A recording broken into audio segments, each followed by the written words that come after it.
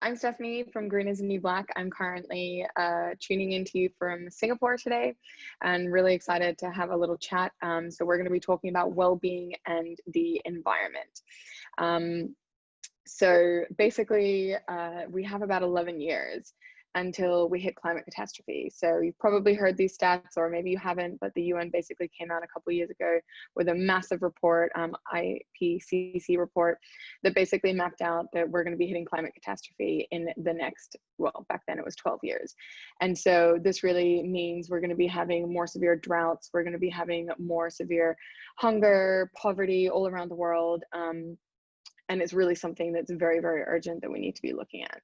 But I often wonder, how did we even get here? And so I have some stats here that I'm going to pull up, and I'd love to get a little more active with you guys and have a bit of engagement. So I'm going to pull some stats up, and I'd love for you guys to answer in the chat what you think the answers are and see if you've heard of these stats before. So the first one is, there will be more plastic in our ocean than fish by which year? Does anyone have an answer for us? I'm just trying to see if there's how I can see the chat. 2025 from Philippa, not bad, you're close, but it's further, a little higher. Anyone else have an answer? 2030, lots of 2030s. Close. The answer is 2050. So Fiedelman Fox, you were the closest. It's 2050. So what is one of the most polluting industries in the world? There's a little bit of a clue with who is the source for that quote. Fashion. Yes, Laura, you're correct. In Singapore, because I'm in Singapore, I'm giving you a stat here. Have a guess how many plastic straws that we use every single day. It's in the millions, you can have a guess. And it's basically enough to cover our entire coastline, as we're an island here, twice over. So anyone have a guess for how many straws? 9 million, 3 million? Not bad. It's 2.2 million straws a day. That's probably changed, obviously, during the crisis, but this was a stat from research that was done about 18 months ago, which is a crazy amount of straws. And yes, it really does, if you lined them all up, would cover our coastline twice over. And how many companies, maybe you've heard this stat before, are responsible for 71% of our global greenhouse gas emissions? 3, says Laura. Any other? 10, 2, 5. I mean, that would make sense. It's 100.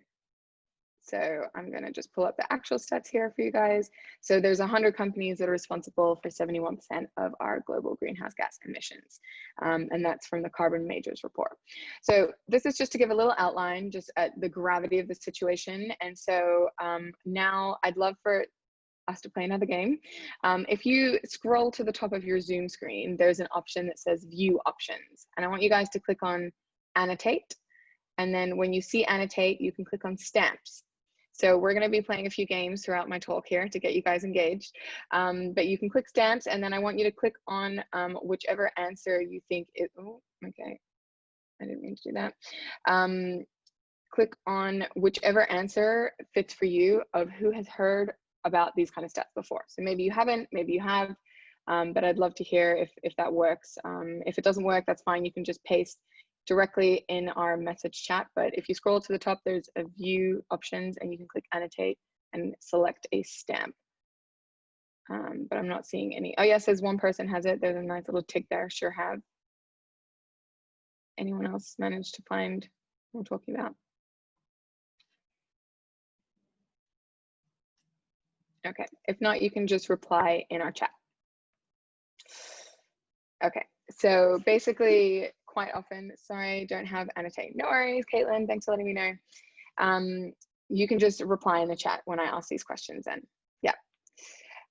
So basically, I see this a lot of times, people say that they've heard these stats, they might be aware of them, but really there's a lot of misunderstanding, misconfusion, and misinformation that's spread out around there. And what we also find is that people, even though they do know the stats, they're not really doing that much about it on a daily basis. So I was speaking to this girl one time, she lives in Hong Kong, And she basically was really passionate about the plastic pollution problem in the oceans. And she was sharing all these videos and stats and articles on her Facebook page. And then I was like, wow, that's really great. You know, you're using your sphere of influence to actually educate around issues you're passionate about and about the climate. So what are you doing about it on a daily basis? And she kind of looked down at her hands, and she was really, I guess, a little bit meek about the whole thing. And she was like, to be honest, I have a bit of a problem because I live in Hong Kong. I can't drink the water at the tap, and I buy plastic water bottles, and I just feel like a little bit of a fraud. And I felt her pain. You know, I think we've all kind of been in a situation where we're very traumatized by certain issues around the climate, or we're very passionate about certain issues, and yet we still find ourselves kind of trapped in different situations. So this is really looking at eco-anxiety. And so maybe you don't know what eco-anxiety is, maybe you do. So I'd love to hear if you actually have heard of eco-anxiety, if you're feeling it, maybe you're even feeling it right now. Maybe you can just like pop a little message in the chat to share with us on yeah, how you're feeling, and if you've heard about eco-anxiety, or if you're currently feeling it. Yep, Alexa's feeling it. Thank you, Alexa, for sharing. We're going to talk a little bit more about this. Gorillascope also feeling it. Yeah, it's a big one. And it's something that's definitely growing more and more. So for those that maybe haven't heard about it or don't know, eco-anxiety, this is the definition here. So excessive worry, nervousness, sleeplessness, or panic attacks triggered by a number of factors associated with being environmentally aware. So basically what we mean by that is really having this deep-seated stress and anxiety about what's happening to the planet, what's happening with climate change. Now, this can be felt in a variety of different ways. You know, we can look at the easier level kind of options, like my friend with the plastic water bottles who feels the stress but doesn't really know what to do about it. And there's all the way to people who are committing suicide, unfortunately, and are deeply affected already by the effects of climate change through their crops, through being on coastline cities, through excessive floods or droughts or heat. So this is something that's growing more and more, and there is a massive scale. And there's also people that don't want to have children now because they don't want to bring kids in because they're so uncertain about what's going to happen on the planet. So all of these things play into this idea of eco-anxiety. And the reason I'm talking about this is because we're talking about climate change or the environment and well-being, and how this is so deeply interconnected. And so it's actually predicted by the Psychoanalytical Association that this is going to be one of the biggest global health threats of the 21st century. So it's definitely on the rise, definitely happening more and more. And so, yeah, we want to talk a little bit about what we can do about it. So the reason people kind of start feeling this way is a few different things. So people can feel paralyzed. They don't actually know what to do, or they find it really hard, kind of like my friend with the plastic water bottle issue. Another reasons that come up all the time is that people actually want to maintain their standard of living and convenience. You know, it just becomes too hard. Maybe you've got kids, you're working a full-time job, and sometimes convenience definitely weighs in over taking that little extra green step that you can. And we also find that brands actually really struggle to reach consumers and to have, to be able to actually reach the right people. And so these are kind of some of the typical responses that we get when we have discussions with people around eco-anxiety, but also what is preventing them from taking these steps. But for us at Green is the New Black, we think, well, what if sustainability could be more convenient than you think? And for us, that's all about taking action. So it's also, you know, very widely accepted as well, even just with normal anxiety, that when you feel that stress, when you feel that anxiety building up or the overwhelm, the best thing you can do is just take a small step, whatever that means. And so Green is the New Black, our big movement is all around taking little green steps. Little green steps, chunk it down, allow us to break it down and really focus on the fact that sustainability is a journey and we're all learning as we go. And that's okay. We don't have to be perfect as long as we keep moving forward and as long as we keep doing more around this issue. So a little bit about me. I actually used to work in fashion. I used to run fashion festivals around Asia, and it was really my dream job. You know, I thought I wanted to work in fashion my whole life. And I was being in the industry for about 4 years. I was flying, you know, around the region, running these cool fashion events, bringing couture designers around from France over to Asia, and then really had a bit of an epiphany and a bit of a breakdown almost, because I then discovered that fashion was one of the most polluting industries in the world and one of the most socially corrupt. And I felt really blindsided. I felt super naive. This is about 5 years ago now, that I didn't know. I was working in this industry and I didn't know what was actually going on behind this glossy, glamorous curtain that is presented.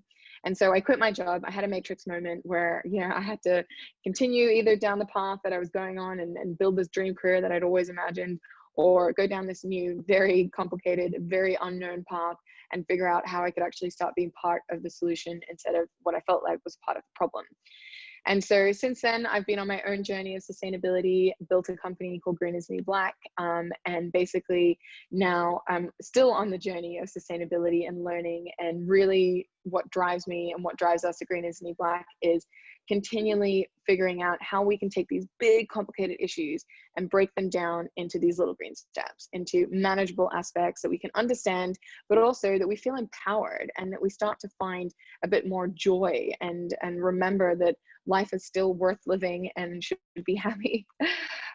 So a few things that we do: we run conscious festivals around Asia. We were supposed to come to London, and that's how we got connected with Gorilla Scope in June. But in the end, obviously that wasn't going to happen with COVID. So we did a virtual conscious festival, and we have a media platform where we talk about these issues on a daily basis. We do a lot of video content, and we work with brands to help them to be more sustainable.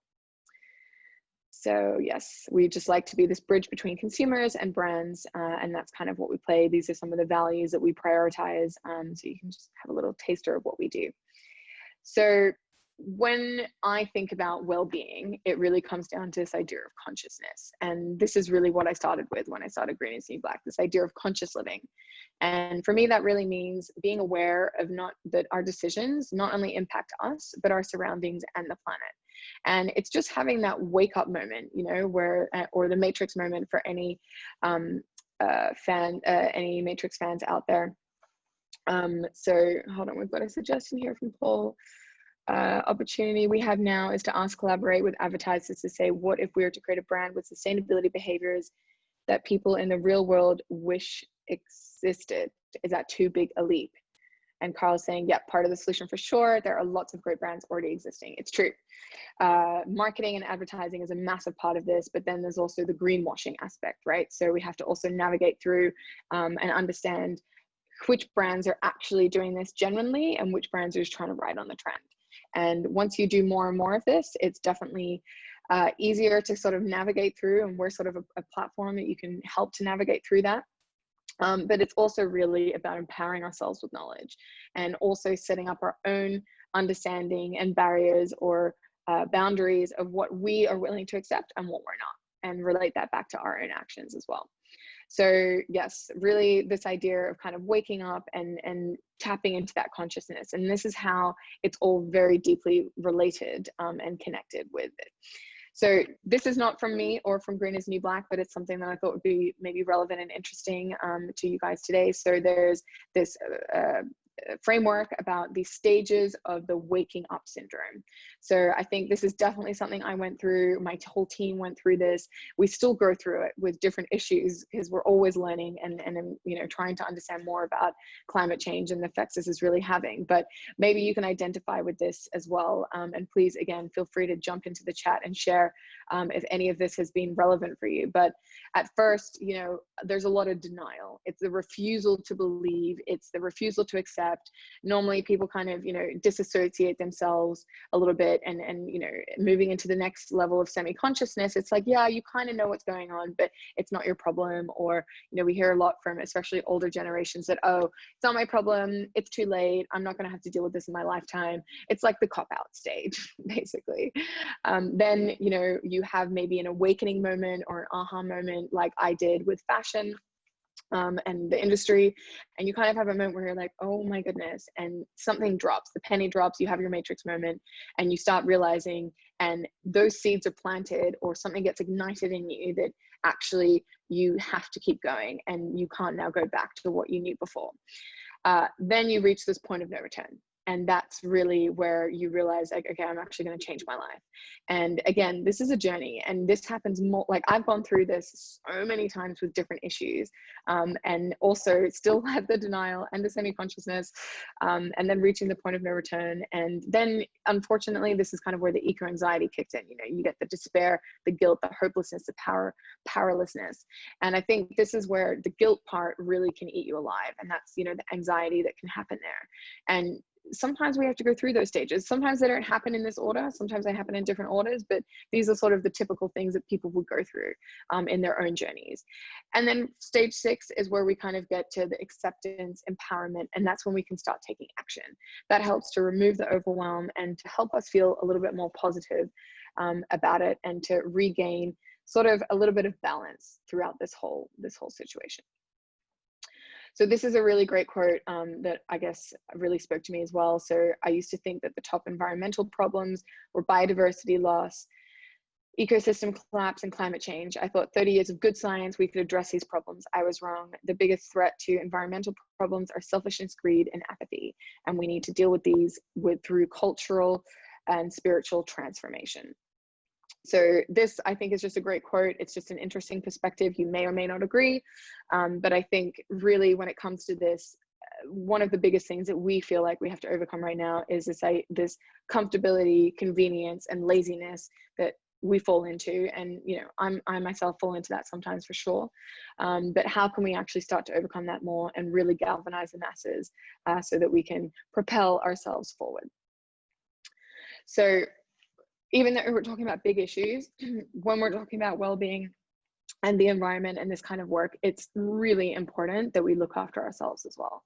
Our mental well-being, making sure that our tanks are full, allows us to be able to give more and not completely deplete ourselves. And so really making sure, you know, you can't pour from an empty cup. And so I think this is where, again, the consciousness aspect comes in, because we need to be aligned. We need to have those moments of mindfulness. We need to have our own practice so that we are able to actually give so much more. And I think when you're passionate about things, and especially as an activist or an advocate, it's really easy to just get so lost in the world and so lost in your fight and the mission that you have, that you sometimes forget that it's just depleting you, and you can have burnout or resentment or even more anxiety. So it is really important that we sort of tap back into that well-being and mindfulness and make sure that we are also looking after ourselves.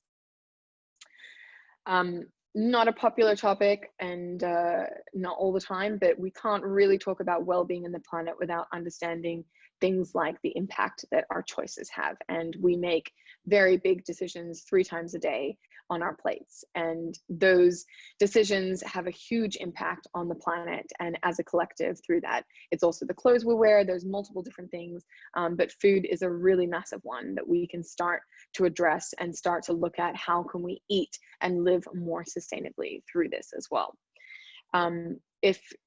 So I'd love to hear from you guys now.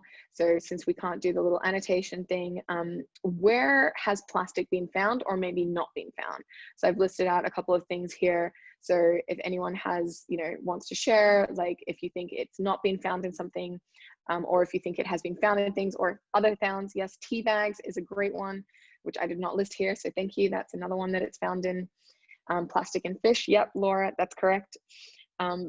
All of these, Philippa, yes, you are correct. So we have found microplastics in all of these things, which is really scary, especially for me being a woman. Breast milk, that's like really terrifying for future children I may have.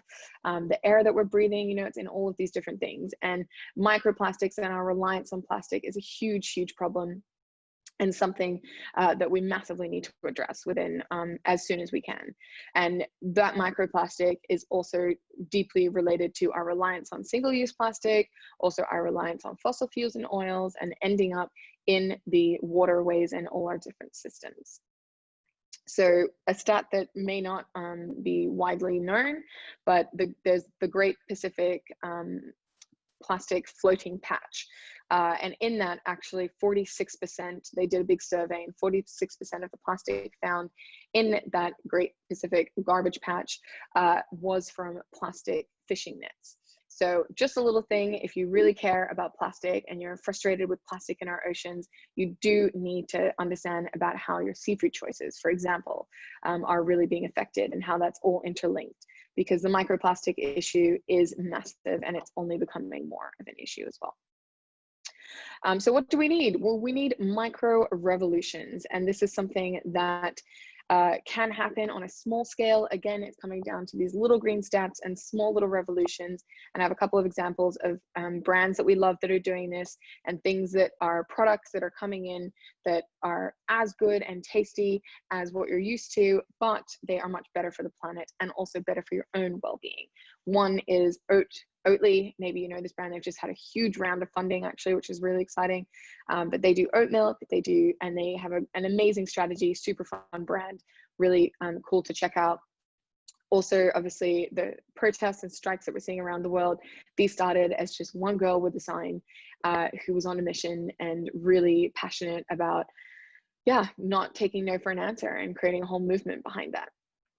Impossible Burger, I don't know how popular this is in the UK, but in Asia, we love Impossible. They're really on a mission to convert meat eaters. They don't even care about vegetarian and vegans. The founder is really amazing, this like mad scientist.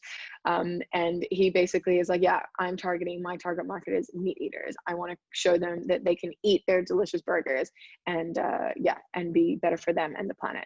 Lots of cool different versions of micro revolutions that we can see and that people are starting around the world that you can support. But really what we need to do is we need to change the system. And I am almost up on my time, so I'm going to just skip to the end of my slides here. So just give me 1 second. So basically, at Green is the New Black, we have a lot of resources to help you through this journey. We have our website with a lot of different articles and guides that we create. We also have a YouTube channel where we talk about things that we're passionate about, like why people are so confused about climate change, how COVID and the climate crisis are deeply connected. We also have a lot of amazing conscious brands that we support to help you on your journey. But just a little final message, hopefully you learned something from what I've shared today, and if you haven't, maybe it reminded you of something. But really, I'd love for you to think about a little green step that you can commit to, and just remembering that collectively we have the power to change things, and we have the power to actually turn things around, and we do have a moment in time where an opportunity where we can make this happen. And it's a journey. That's okay. You don't need to be perfect. We just need to go one step at a time. And that's us, greenisnewblack.com. And if you want to drop me an email or a message, you can find me at Stephanie@greenisnewblack.com.